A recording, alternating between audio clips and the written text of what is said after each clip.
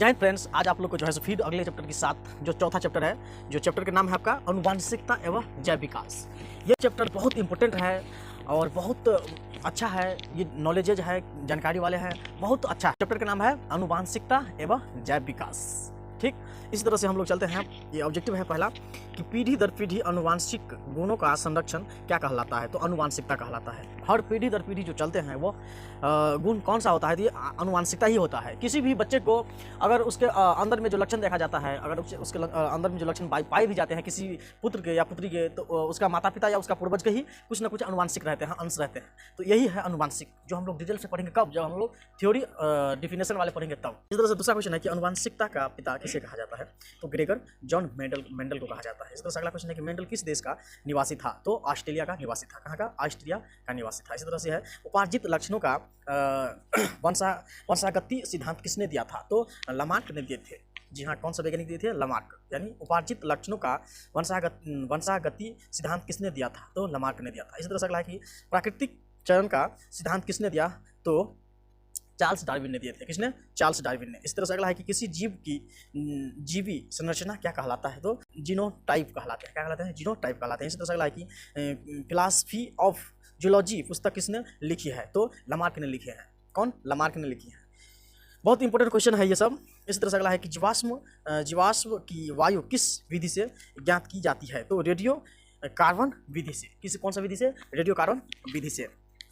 इसी तरह अगला क्वेश्चन है आपका कि मेंडल ने अपने प्रयोग के लिए किस पौधे का चयन किया था, तो मटर पौधे का किया था। ये मेंडल जो था सो एक वैज्ञानिक थे जो पहला जो एक्सपेरिमेंट किए थे, जो मटर पौधा था उसी पे ये एक्सपेरिमेंट किए थे कि सही में एक अनुवांशिकता दूसरे अनुवांशिकता की अनुवांशिकता सही में रहते हैं या नहीं रहते हैं। तो उसी पे ये मेंडल जी जो है सो सबसे पहले बार जो है सो मटर पे ये एक्सपेरिमेंट किए थे। यानी मेंडल ने अपने प्रयोग के लिए किस पौधे का चयन किया था, तो मटर का।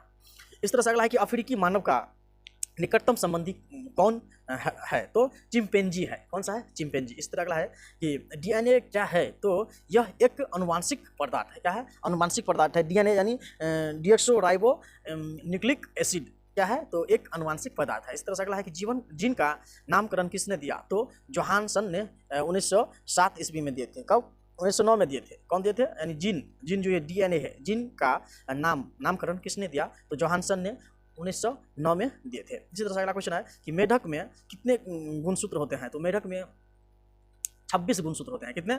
26 गुणसूत्र होते हैं। कुत्ता में कितने गुणसूत्र होते हैं, तो कुत्ता में 78 गुणसूत्र होते हैं। ये वेरी इंपॉर्टेंट क्वेश्चन है, एक ना एक आएगा ही। मेढक में कितने गुणसूत्र होते हैं, तो 26 होते हैं। कुत्ता में कितने गुणसूत्र होते हैं, तो 78 होते हैं। और घोड़ा में कितने गुणसूत्र होते हैं, तो 68 है। इसी तरह से हम लोग मनुष्य में कितने गुणसूत्र होते हैं, तो 40 होते हैं। यानी 23 जोड़ा होता है। कितना? 23 जोड़ा होता है हम लोग को अंदर में गुणसूत्र।